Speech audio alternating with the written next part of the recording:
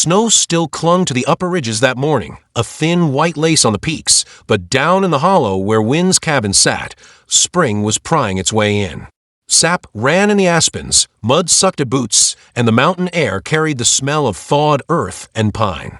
Wynne was on his roof, patching a stubborn seam of shingles that winter winds had worked loose when the sound came, not the cry of an eagle or the groan of old timber, but something raw and human. It was the kind of sound that made the hairs rise at the base of his neck. A muffled choke, part gasp, part whimper. He turned, hammer hanging from his hand, eyes narrowing against the morning sun. And that's when he saw her. Nora. Or at least, that was the name he'd come to know later. She was hanging from the ridge beam of his own roof, tied by the wrists to the cross support like a slaughtered deer, her toes barely brushing the shingles. Sunlight caught her hair, pale gold tangled with dirt, and her dress, torn at the shoulder, showed the deep, ugly welt of a brand burned into her flesh.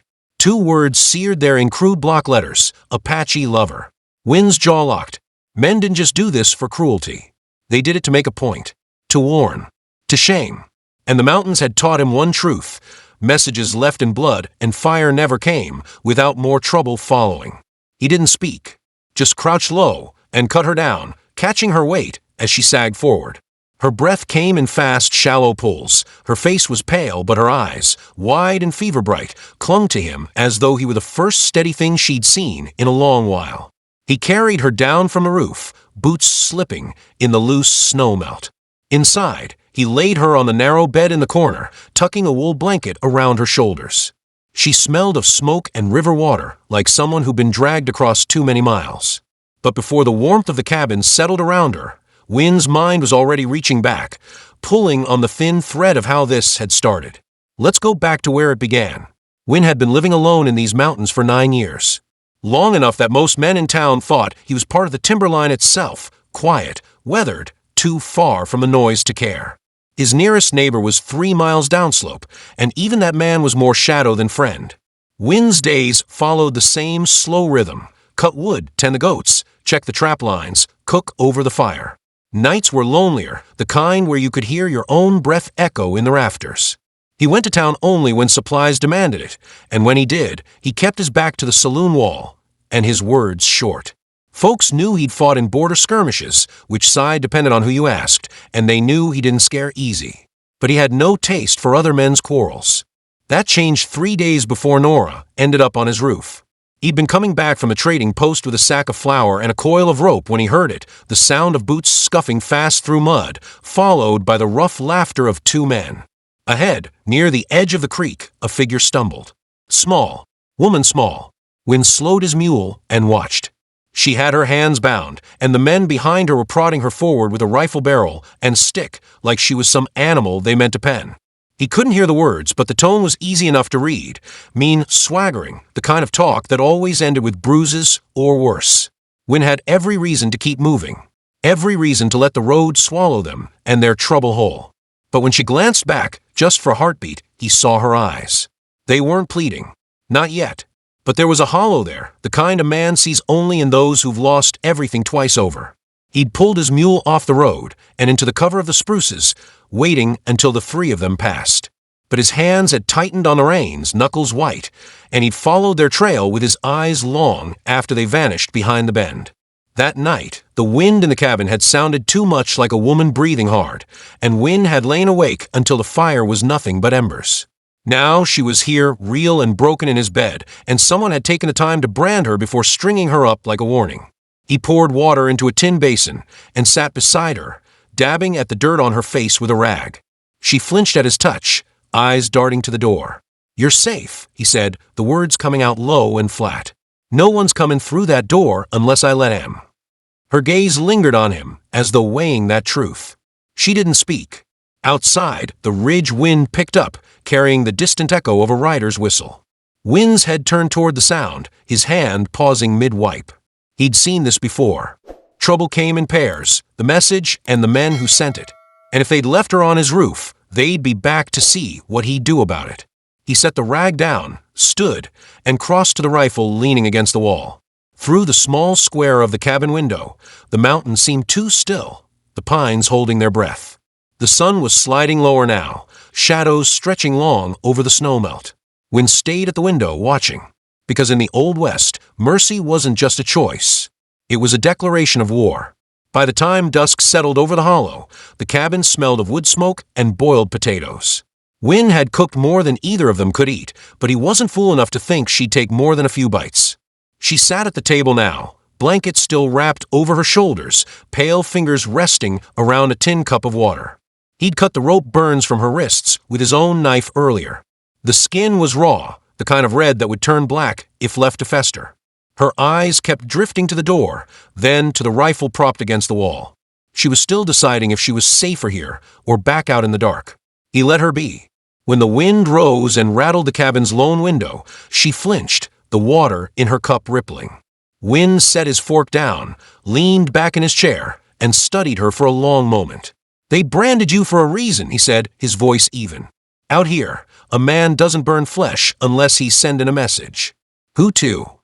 Her gaze stayed fixed on the table. When she spoke, her voice was hoarse. "To everyone."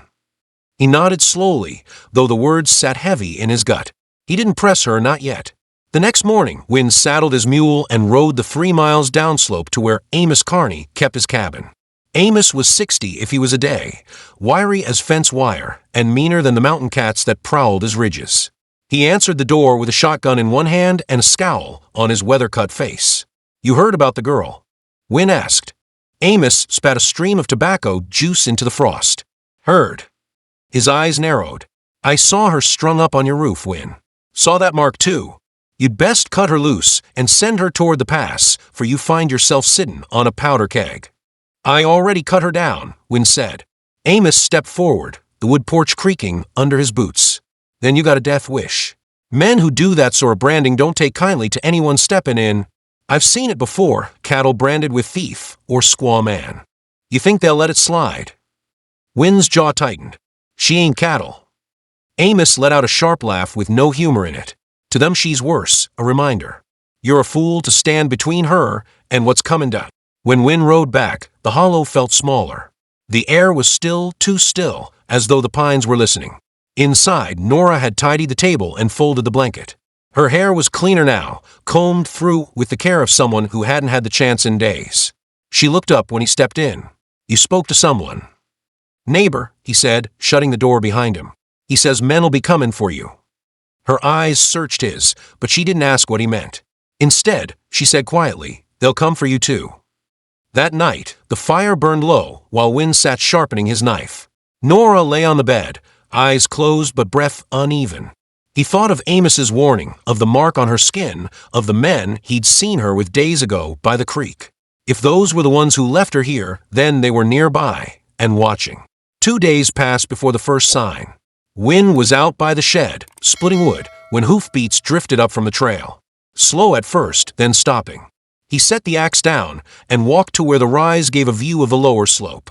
3 riders sat there, dark shapes against the pale grass, just far enough away he couldn't see their faces. They didn't move, didn't call out, just sat their saddles like men measuring distance. Wynne stayed still until the sun slipped lower, and then they turned and rode back the way they came. When he returned to the cabin, Nora was standing by the window, hands clenched in the blanket. "They were here," she said. "They'll be back," he replied. The next trip into town came 2 days later.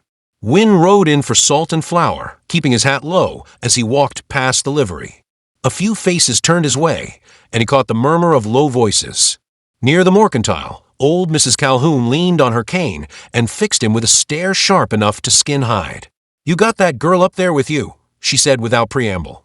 "The one they branded." Wynne stopped, the sack of flour heavy in his arms. "You do well to let her go," she went on.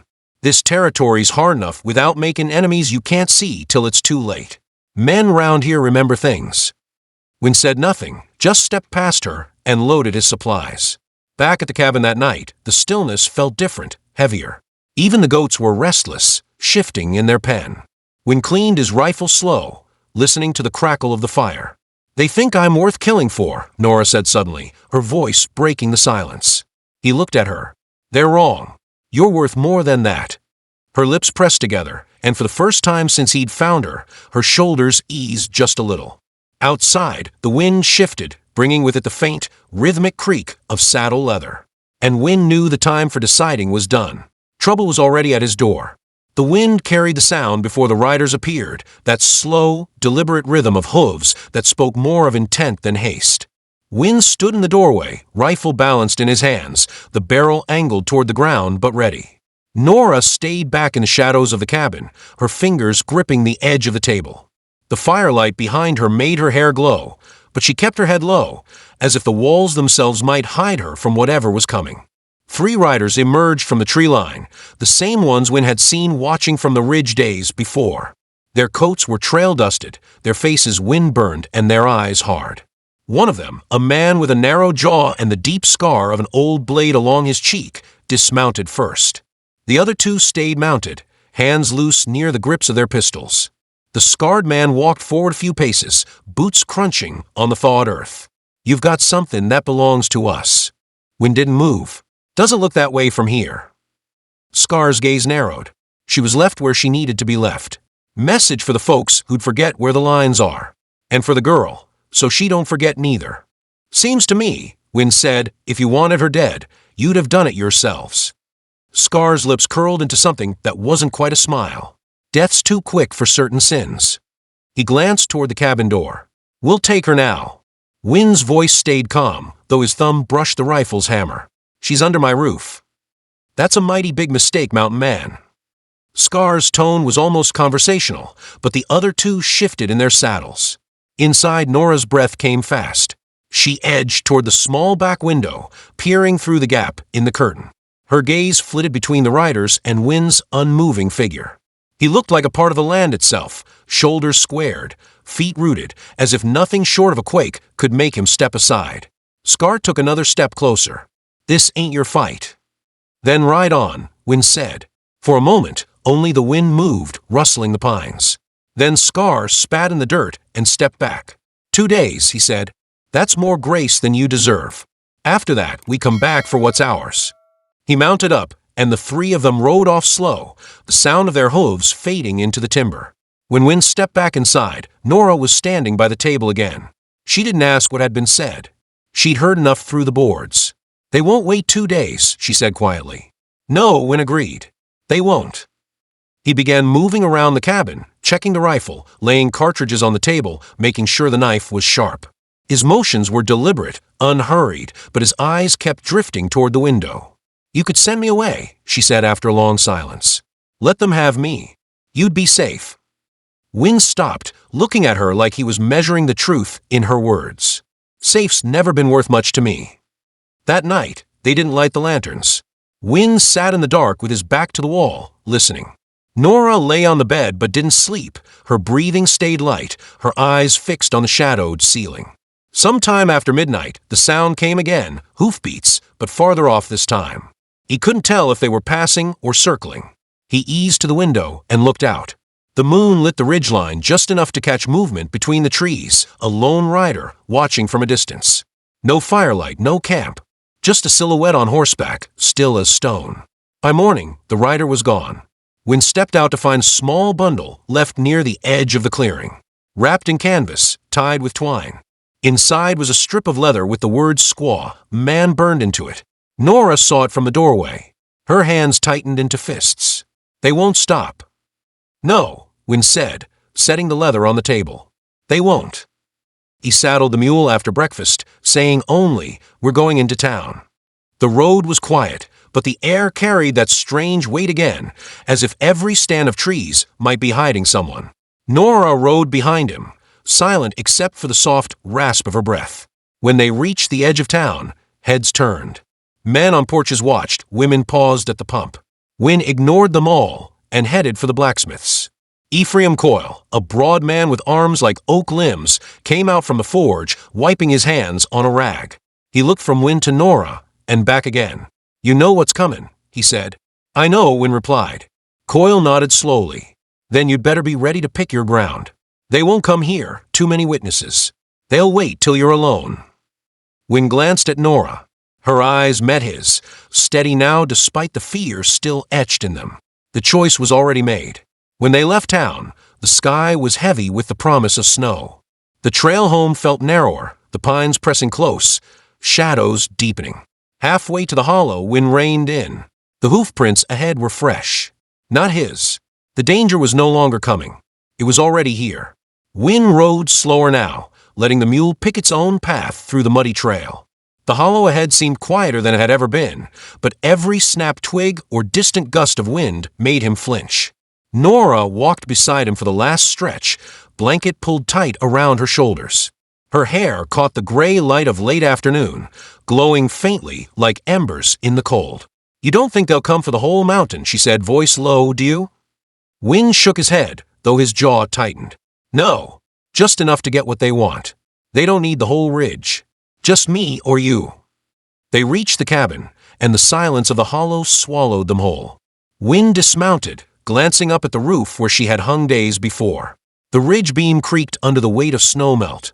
Everything had been quiet too long, quiet that never bodes well in the west. Inside, Wynn laid his rifle across the table and sat down. Nora stayed near the window, hands pressed to the sill, eyes scanning the tree line. "They'll come at night," Wynn said. "Always do." She swallowed hard. What happens then?" "Then we wait." Evening fell quickly, shadows stretching long over the cabin walls. Wynn moved quietly, checking the doors, securing the windows with crude wooden braces. Nora watched silent, but when he looked her way, she didn't flinch. There was trust there now, fragile but alive. Hours passed. The wind whispered through the pines. Every distant sound made them start, but the mountain remained still. Wynn's eyes stayed sharp, but his heart began to slow. There was a rhythm to the waiting, a pulse that carried both fear and resolve. Then came the sound, soft at first, almost imperceptible, but growing. Hooves in the hollow. "They're here," Nora whispered, gripping the blanket to her chest. Wynn didn't respond.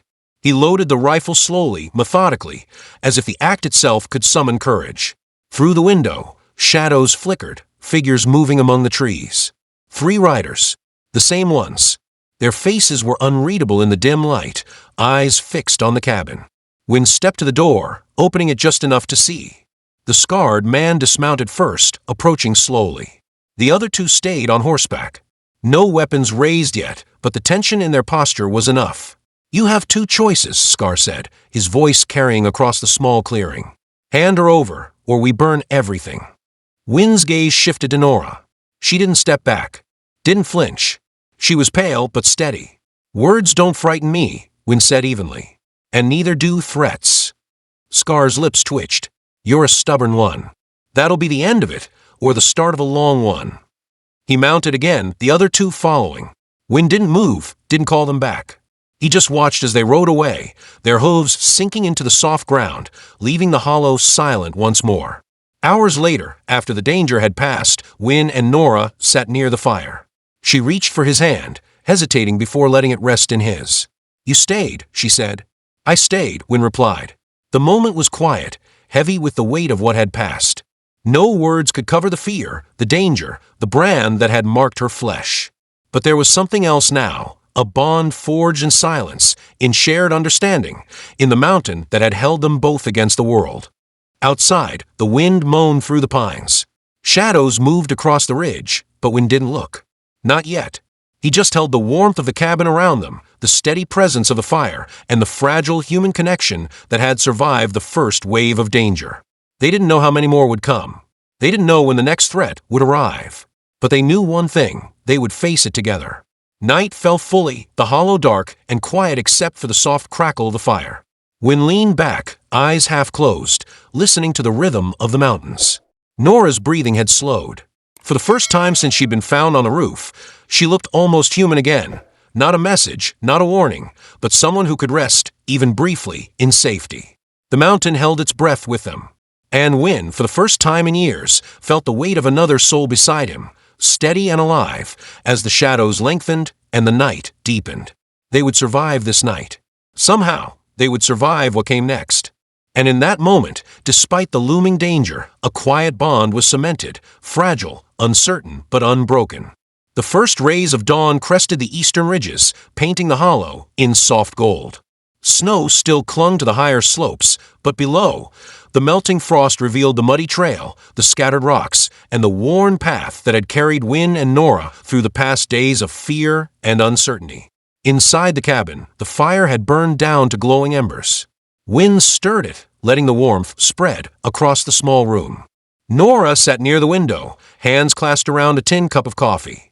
Her hair, still tangled from a night, caught the light and seemed to glow against the pale backdrop of the mountain. "You stayed," she said quietly, voice catching, "even when you knew they'd come back." "I didn't think you deserved what they left," Win replied, his tone even but soft. "Nobody does." Outside, the mountains held their usual silence, broken only by the occasional cry of a crow or the creak of a distant pine.